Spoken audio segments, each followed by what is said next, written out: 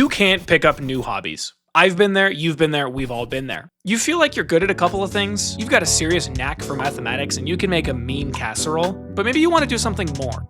Maybe you want to be more than the green bean loving master of arithmetic. You want to be a graphic designer.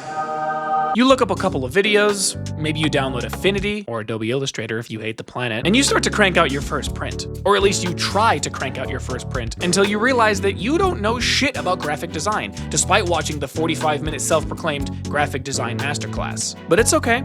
Ever since you were a kid, you kind of just understood that you wouldn't be good at everything, let alone be good at it on the very first try. But now something feels different. It feels more difficult to take the steps that everyone takes to become good at a new skill. It feels harder to traverse the vast landscape of information because you don't even really know where to start. And that's before you even have to worry about finding information that's actually worth your time to consume to get better. Somehow, in the age of infinite knowledge and information, in the age where you can theoretically start anything your heart desires, now, more than ever, do we struggle to pick up anything new. But why is that? What exactly is loading all of this metaphorical weight onto our backs, making the task of learning something that might bring us joy and purpose feel so much more unattainable? What has changed in the world that's made us feel complacent in living a 5 out of 10 life rather than having to experience a few zeros in the pursuit of a few more 10s in your life? And to be honest, a lot of it is internal.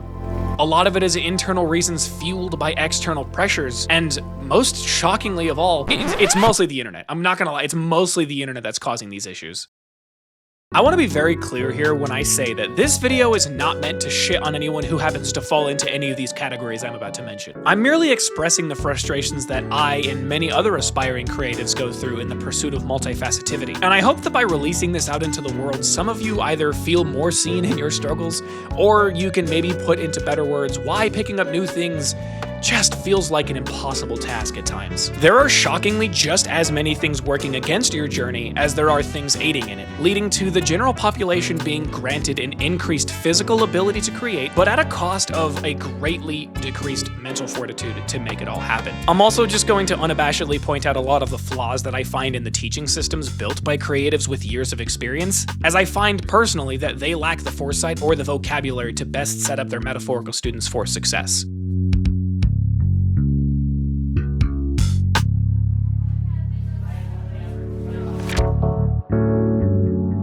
Why start learning something new when that takes time? Time that you could spend doing other things that either could or do make you money, or even just spend your time relaxing. I mean, humans are comfort creatures by design. It's no wonder most of us trend towards the things that we're already used to instead of diving into uncharted territory.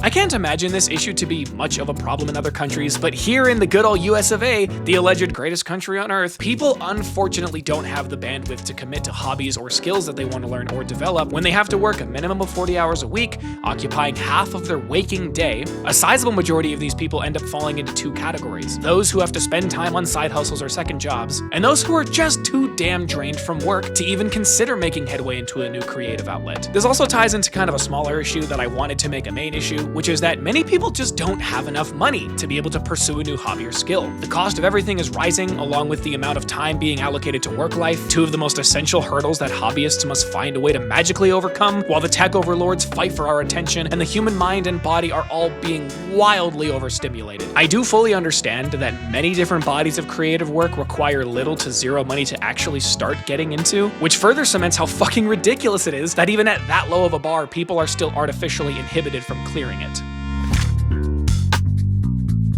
You spend more time consuming content designed for learners than you are actually doing anything. You find yourself in the depths of tutorial hell. You spend too much time watching How I Learned X in 2 weeks and get frustrated when you can't mimic their output in the same 2-week time period. On the flip side, if you're watching videos on learning Python, for example, and all you're doing is copying their code without trying to understand what it does or modifying the code to fit your unique situation, then all you're doing is wasting a bunch of your time and you're not actually learning anything. YouTube in general has made for a really frustrating landscape, ironically, for people trying to learn a new hobby or skill, because while there are definitely hundreds, thousands of hours of actual useful content that can get you in on a good steady path to developing a skill, a lot of the content you'll find on YouTube is very reductionist, and even more of it rakes in millions of views by offering the convenience pitch to the masses rather than giving you tangible steps that are going to be much more helpful but take much longer. Take Trenton, for example. He's an American YouTuber who has spent the last couple of years slowly and steadily learning the Japanese language and providing a lot of video advice that can help other people slowly and steadily learn the language. In this specific video, his most popular one, he makes a joke where he says, "If you look basically anywhere on the internet for advice on how to learn Japanese,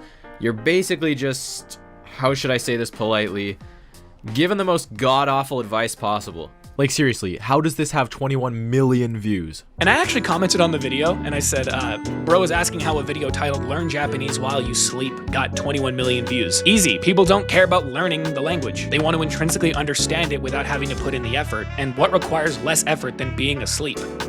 All of this is to say that you need to tread lightly when it comes to tutorials, because I know a lot of people use tutorials as kind of a substitute for spending that same amount of time just working on the thing. I also feel kind of ridiculous having to make this caveat, but I'm not talking about people who are using tutorials as a means to learn a very particular technique within the medium or to fix a technical bug. Hence why I very specifically mentioned tutorial hell. Sometimes it is actually mechanically difficult to pick up a new skill or a hobby. Other times, it's just hard to imagine yourself putting in light mechanical effort over a long period of time. And in many circumstances, while I think the professionals on YouTube have good intentions when they ease the viewer in by saying it's not that difficult or it's not as difficult as you think, I think their judgment is often clouded by the sheer amount of experience that they have in the medium, a lot of which never gets dumbed down for people just getting into the hobby. As it stands right now, we as humans have unfortunately been conditioned to expect the golden keyword of the decade: instant gratification. You already know the spiel, so I'm not going to elaborate further, but starting a new thing that you're not entirely sure is something that you even want to do yet is made much more difficult by simply observing that the art you make is bad. You yourself might cringe at bad art or bad theater performances, so never in a million years would you rationally subject yourself to being the victim of bad art. Now, to be fair, I do think that the level of satisfaction that you get from finally getting over a hurdle in the road is unparalleled, and the satisfaction is often enough to get people moving forward towards the next hurdle in their journey. But when even getting started feels like a Sisyphean task at times, with the aforementioned difficulty in finding actual useful resources, I can't say I blame a lot of people for never quite having the spark that starts the fire. The entire internet preaches that your art doesn't have to be good to have value, and while that is true, and we all kind of understand that from a logical standpoint, on an individual basis, it's not encouraging to have to go through hundreds and hundreds of new projects, new pages, or new documents of straight cheeks, wondering if the vision is even there to begin with. Nor is it very encouraging to hear "just trust the process" when you might not even know what to tangibly look for to make continuous improvement. It is very easy to get discouraged when you start something for the first time and realize that you're way out of your depths. It's equally as easy to get discouraged when you see art from a person you look up to and realize that it'll take you a very long time to only maybe get to the level that they're at. And sometimes you feel like you can't be bothered to make something bad inspired by someone else because then everyone will know you as X person but worse. You might start to watch hours of a particular person creating something because they inspire you to be the best version of your creative self, and then all of that admiration fizzles when you finally muster up the courage to start working and remember that you've only been doing this for maybe 3 months and know next to nothing. If you haven't been able to tell already, I really think the internet plays a big part in a lot of these issues, and this one is easily one of the most frustrating to deal with because it rarely manifests in anything useful for the person learning. The internet is full of some mean bastards who will crush any semblance of self-respect that you had for your art journey, no matter how many compliments you might get from people praising your skill level versus your time spent working on the thing. In many of the other circumstances, you can at least take something good out of a bad situation presented by the internet. You can learn how to fix an easily fixable mistake. You can get advice from someone close to you who has a few critiques on your technique or your style. But in the event that some mouth breather on the internet manages to find a piece of work that you've spent hours making and decides to make it public to the entire world that bro wants to be the next Linus Tech Tips or whatever, what the fuck can you actually do about that? I mean, I suppose you can just ignore them. You know, it's the cyberbullying argument, just turn your computer off or whatever, but it doesn't feel good. It still sucks. You want to learn to draw, but you don't know what to draw. You like the idea of the new hobby and participating in it, but you don't actually know why you want to learn it yet or what you want to do with it yet, which makes it hard to know where to even begin. If you want to learn art, you have to ask yourself a couple questions. What art style? What focus do you want to practice? Landscapes, people, animals, robots? Are you wanting to go realistic, or are you going to be cartoonish? Maybe you want to develop your own personal style that blends together other styles that you enjoy. What about colors? All these things. If you want to learn music, you have to ask yourself a few questions. What genre? Maybe genres, plural. Do you want to learn an instrument while you're at it? How comfortable are you learning how to mix and master? All of these variables can be very overwhelming for a person just telling themselves, I think I kind of want to explore something new in my life. I know that a lot of people would just tell them to just start doing something and figure out some of the finer details later while they're going through the motions of learning by doing. But the mental barrier for people wanting to learn a new skill is often very strong, sometimes too strong to be broken by simply starting. And the mere presence of the barrier can be enough to paralyze the people just trying to figure out which path they want to walk. The why of it all is a thing that many people making all-encompassing tutorials on a new hobby or art medium will usually lead with, which I think is great pretext. And I really hope that we start seeing that more so that people will eventually learn to dial back all of these complicated questions to help themselves just get started. You bounce around between other hobbies to avoid the difficult things about the hobby that you were just trying to do before you switched gears. Many of us go through the cycle of making a little bit of headway on one hobby, then running into a roadblock that we're not entirely sure how to pass, or maybe we don't want to figure out how to pass it right now. So we shift gears to one of the other hobbies we're semi-interested in. We make a little bit of headway there, and we repeat the process, all while telling ourselves we're being productive or creative while doing this. Just the other day, I ran into this problem. Shocker. I decided that these book characters and backstories that I had spent several months creating back in 2020 were not up to my standards anymore, so I flipped the whole script and decided that maybe I would use them for inspiration to start working on stylized character art. Then I started doing a little bit of art studies and daily exercises, and then when it came time to even attempt to draw my first version of one character out of like 16 that I have, I gave up on that and tried doing them on a pixel art app since that would be a little bit easier. And then I got caught up with my iPad and decided to get the entire Demon Slayer series to read eventually, and then got held up on reading the manga and decided to go back to writing my own story, but this time using revised ideas of what I wanted my characters to look like. And then midway through the process, once I finally got the bones of an idea of what to do with them, I randomly decided to shift gears again into writing code and starting game dev. That's not a healthy way to manage multiple interests, and I really wish there was a video that I had watched that helped me solve this exact issue. This is just another symptom of finding it harder to do hard things as a result of our access to nearly anything in the entire history of the world to give us a perceived sense of reprieve, but I'm not there yet.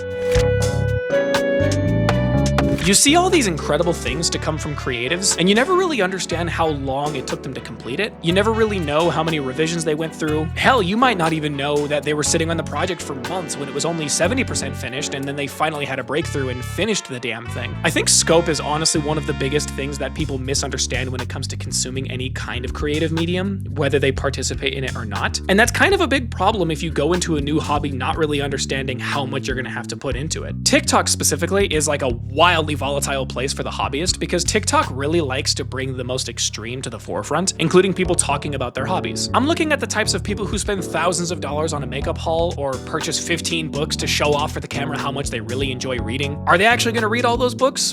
I don't know, and I don't really care, but it severely damages people's idea of what it means to be a hobbyist. They think they're really not into reading because this person just bought 15 books. They think they're not really into sewing because some jackass just showed off this $4,000 sewing machine that they bought or were maybe gifted by a company while not disclosing it, while insisting that they're just a beginner. Are they actually a beginner? I don't know, and I don't really care. But the internet loves setting unrealistic expectations for people and then wondering why people have a bad impression of the hobby. My brother in Christ, you are making the whole hobby look performative. TLDR, the hobbyist side of the internet is kind of one of the weirdest circle jerk corners I've ever seen because it often feels like the people who spend the most amount of money are the ones who feel like they're the only arbiters of who can and cannot participate in the hobby. You and I spend so much time taking in all sorts of media, from TV to video games, music to podcasts. Social media is a wild fucking mess, and your brain never feels like it has any time to be truly creative. People in this day and age always have something supplemental playing in their ears, and we often don't go for very long without it unless we're asleep or we're in the shower, of which only one of those things will actually allow you to spark up some new ideas. And hey, I'm not taking shots at you. I'm just speaking to the reality of the situation. We rarely allow ourselves any time to truly be with our own thoughts or with the sounds of the world around us. To be fair, to some extent, you still have to intake in order to be able to output something into the world. But I'm pretty confident when I say that I don't feel like a lot of us are deliberately going out of our way to find media that truly inspires us. Rather, we're just putting it on as noise to drown out the world around us. Our dopamine sensors are overstimulated all the time, and I'm already cringing at this talking point because 10 million people have already made videos ranting about how that damn phone is ruining our abilities to be creative. We all know it's true, but none of us seem to be strong enough or care enough to do anything about it. Matter of fact, I guess ironically, I should have called this section, "You Didn't Watch This Video by John Talks Beats." When we're constantly intaking, especially stuff that doesn't inspire us, eventually that state of stimulation becomes the norm to our brain. So it's only looking for one of two things. It either wants more than what we're already gorging it with, or it wants silence, of which only one of those will actually allow us to come to anything creatively meaningful.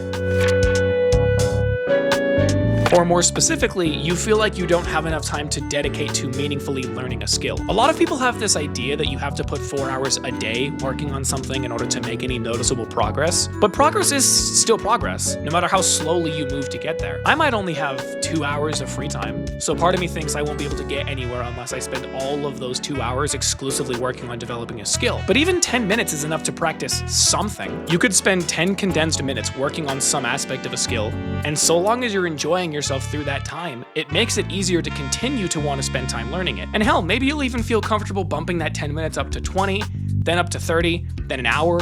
And before you know it, you'll have made something that you're proud of simply because you made it, or you'll simply feel satisfied at the end of a day because you finally overcame that barrier that was holding you back for the last 10 days. Or it'll ultimately feel like it was all worth it to sink your 2 hours of free time every day into this hobby because it brings you so much joy, which is really all we can ask for. The problem is not that we don't have enough time, but that we waste a substantial amount of it. The problem is not that you don't have enough time to dedicate to a hobby, but rather that you feel you don't have enough time to make the practice worth it. The problem is not that you feel you don't have the ability to do something, it's just that you feel like you have to do all of it right now, which you most certainly can't do. How in the hell are you supposed to properly get into something like Magic the Gathering if you don't have 2 friends who have been playing the game for the last 12 years? That's right, you go to your local game store. And what if your local game store is over 20 miles away? Or worse, you don't even have one in your area. Well, then you might be shit out of luck, because Magic the Gathering, as an example, is a very information-dense game to really get into. I mean, it took me 7 months minimum to even start understanding the game to a level where I'm mostly comfortable building and having my decks be playable. It took me 7 months before I even visited one of my local game stores to participate in a draft event, and that's with the aforementioned friends who've been playing the game for 12 years. So without a local support system to help make the learning phase easier, or at least bearable, you're gonna be spending a lot of time floundering around and feeling kind of stupid. This principle goes for leatherworking, it goes for art, music, it goes for arts and crafts, it goes for fucking everything. Yoga! It goes for goddamn yoga! If you don't have a local community, you're likely falling into many of the pitfalls mentioned in this video. You don't have people to steer you away from misinformation. You don't have people to explain complex subjects to you in a way that you'll understand. And maybe worst of all, you'll have fewer friends than you would otherwise, which is one of the many tragedies, indeed.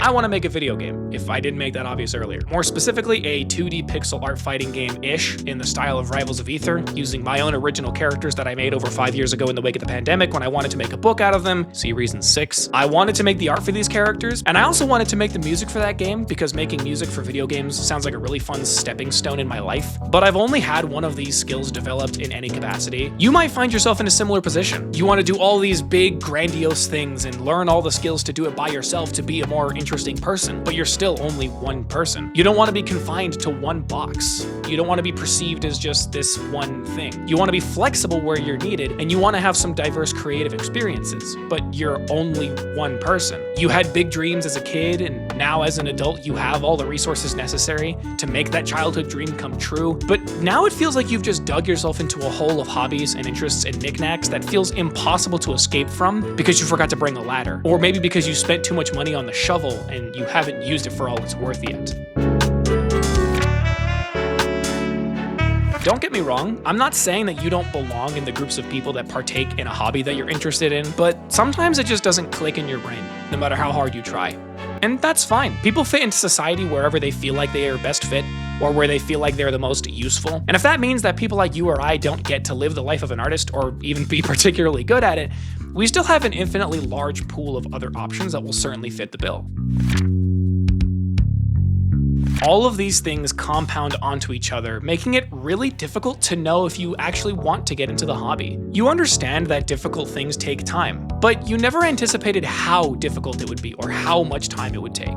You understand that starting is the hardest part and that momentum will carry you through. But that's exactly the problem. Where do I start when it's the largest problem to resolve? Logically, we all understand that you will rarely be good at something when you try it for the first time. But many of us completely forget in the heat of the moment that you have to be comfortable being bad at something for a while before you can become even a little bit competent. You spend all this time doubting yourself, wondering if it's even worth the time commitment if you're gonna spend the next year of your life making art that sucks major ass. You spend all this time watching YouTube tutorials on how to get started on X in 3 easy steps, and then step 1 is do this mind-numbing task for hours on end with no meaningful real-world examples to practice on, all while the person making that video insists that the core positive reinforcement loop is to just enjoy yourself while you're learning. To be clear, there is a certain level of passion a person has to have to go through drawing circles and squares and lines for multiple hours at a time. And practicing those basic shapes are core fundamentals to learning how to be good at art, for example. My problem is with the way that most content creators don't even give the viewers more applicable ways to practice these fundamentals that make them more engaging than just drawing circles on a blank page. In my personal experience, I think I've seen maybe 2 creators who very specifically use circle and square fundamentals as a way to encourage the viewer to start seeing art in their basic component shapes, and then advising them to start practicing those component shapes on other sketches to get the best of both worlds. So what the fuck are the rest of these guys doing? To be clear again,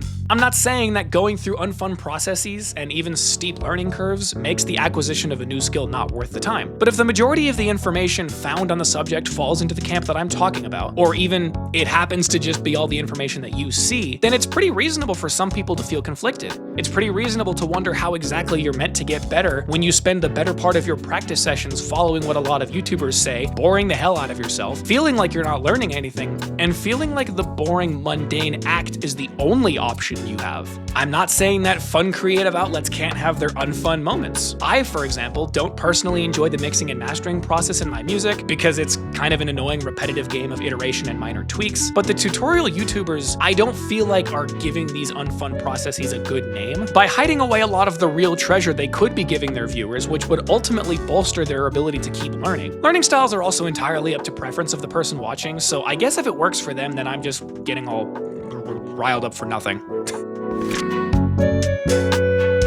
Let me end this video by reiterating that I'm voicing a lot of the opinions shared by myself and other creatives looking to branch out into other media. I understand that not all of these opinions are going to resonate with everybody, and I do not intend for any negative language that I aimed towards specific groups of people as a result of my opinions to be taken as hate or malice. I merely want other people to feel heard in their lived experiences and frustrations, and I want the social aspects of creativity to blossom more by encouraging more mingling within creative groups and their associated subgroups to separate that which is helpful and what is not. Learning new skills and hobbies can be some of the most refreshing experiences you'll have in one human lifetime that only comes at the potential cost of your sanity and self-worth after repeated failed attempts. Many of those failed attempts of which would have been easily relieved by having the proper set of resources. At this point, it's not really about the amount of information you have access to. It kind of matters more the proximity, the reliability, and the flexibility of the information that you have, which unfortunately is another hurdle that people now have to clear. The idea is that if we have a bunch of creatives talking to each other, and if you know a lot of creatives who are close to you, then you can more easily go based off the information that they give you. And then at that point, we can use YouTube videos as more of an actual tool rather than like a textbook for how to fully get started into doing something. There's also this issue of AI attempting to replace all humans in the creative space because untalented losers can't stand when the indomitable human spirit reigns supreme. But I already made a 30-minute video talking about its implications within the music space, so go watch that if you think I'm praising AI for its ability to remove the hard work from the art or something like that. It's fuck AI until the day I die.